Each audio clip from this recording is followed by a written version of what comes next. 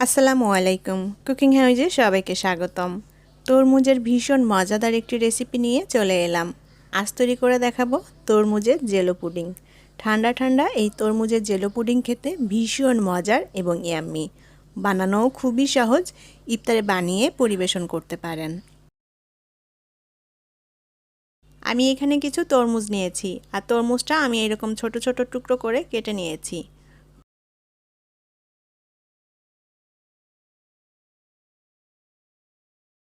আর তরমুজের পুডিংটা পরিমাণে যতটুকু করতে চান সেই আন্দাজ মতো করেই তরমুজ নিয়ে নিতে হবে। এখন এই তরমুজ থেকে আমি রসটা বের করে নেব। তরমুজের এই রসটা ব্লেন্ডারে ব্লেন্ড করেও বের করে নিতে পারেন, আবার এরকম একটা হ্যান্ড উইক্সের সাহায্যেও তরমুজের রসটা বের করে নেওয়া যাবে। হ্যান্ড উইক্স দিয়ে এভাবে একটু জোরে জোরে চেপে দিলে তরমুজ থেকে রসটা সুন্দর মতো বের হয়ে আসবে। আমি এখানে জেলো পুডিং তৈরি করতে শুধুমাত্র তরমুজের রসটা নেব, আর কোনো অংশ নিব না। তরমুজ থেকে আমি তরমুজের রসটা ভালোভাবে বের করে নিয়েছি। এখন এই তরমুজের রসটা আমি সেঁকে নেব। যেহেতু আজকের এই জেলো পুডিংটা আমি তরমুজের রস দিয়ে করব, তাই শুধু রসটাই নিতে হবে। এজন্য তরমুজটাকে খুব ভালোভাবে সেঁকে আমি তরমুজের রসটা আলাদা করে নেব। এভাবে ছাঁকনি দিয়ে খুব ভালোভাবে ছেঁকে আমি তরমুজের রসটা আলাদা করে নিয়েছি। আর এই যে তরমুজের বাকি অংশটা, এটা আমি নিব না, এটা ফেলে দিব। আমি আজকের এই পুডিংটা একটু ছোট করে তৈরি করব, তার জন্য সেই পরিমাণ মতো করেই তরমুজের রসটা নিয়ে নিয়েছি। কেউ যদি বড় করে তৈরি করতে চান তরমুজটা সেভাবেই নিয়ে নিতে হবে। এখন এই তরমুজের মধ্যে দিয়ে দেব চিনি। চিনিটা এখানে না দিলেও হয়, তরমুজটা কতটুকু মিষ্টি তার উপর ডিপেন্ড করে এখানে চিনি দিয়ে দিতে হবে। তো এখানে তরমুজটা কিন্তু খুব বেশি মিষ্টি ছিল না, যার কারণে আমি কিছুটা চিনি অ্যাড করে দিলাম। তরমুজের এই পুডিংটা জমাট বাঁধানোর জন্য আমি এখানে জিলাটিন ব্যবহার করব। জিলাটিন ছাড়াও এখানে আগার আগার পাউডার অথবা কর্নফ্লাওয়ার ব্যবহার করা যায় এই পুডিংটা জমাট বাঁধানোর জন্য। তো আমি এই তরমুজের রসের মধ্যে 2 চা চামচ পরিমাণ জিলাটিন দিয়ে দিব।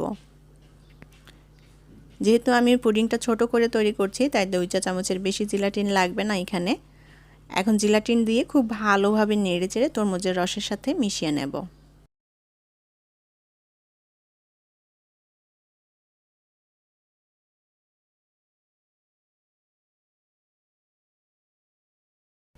খুব ভালোভাবে নেড়েচেড়ে মিশিয়ে নিয়েছি।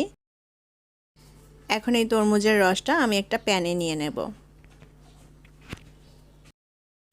চুলায় প্যানটা বসিয়ে দিয়েছি। এখন মিডিয়াম আঁচে আমি এই তরমুজের রসটাকে ভালোভাবে জাল করে নেব। আমি তরমুজের রসটাতে 2-3টা বলক তুলে নেব। তরমুজের রসটা খুব বেশি ঘন করার দরকার নেই, শুধুমাত্র কয়েকটা বলক তুলে নিলেই হবে। তরমুজের রসটা ভালোভাবে জাল দিয়ে আমি 2-3টা বলক তুলে নিয়েছি।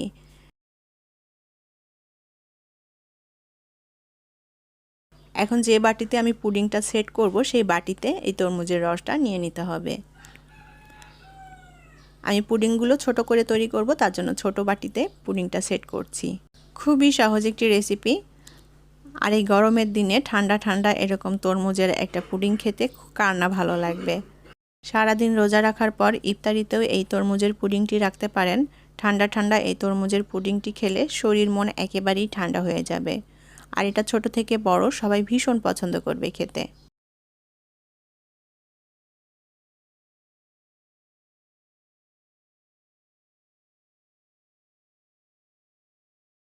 এখন এই তরমুজের পুডিংটা আমি একটু ঠান্ডা করে নিয়ে তারপর ফ্রিজের নর্মাল চেম্বারে 1 ঘন্টা মতো রেখে দেব।